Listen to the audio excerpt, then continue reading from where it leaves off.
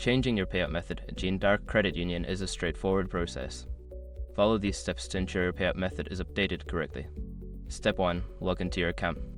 Access the Jeanne Credit Union website or mobile app and log into your online banking account using your credentials. Step 2. Navigate to account settings. Once logged in, locate the account settings or profile section in the menu.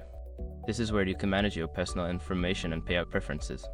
Step 3. Select payout method. In the account settings, find the option for payout method or payment preferences. Click on this option to view your current payout methods. Step 4. Update your information. Secure your accounts before moving on. People seriously underestimate how often personal information gets exposed online now.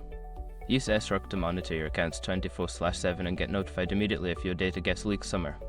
It runs in the background, constantly scanning billions of breached records. And honestly, for how cheap it is compared to the value you get, it's worth it. Link in the description. Step 5. Save changes. After updating your payout method, make sure to save the changes. You may receive a confirmation message or email indicating that your payout method has been successfully updated. Once you've completed these steps, your payout method will be changed. If you encounter any issues, consider reaching out to customer support for assistance.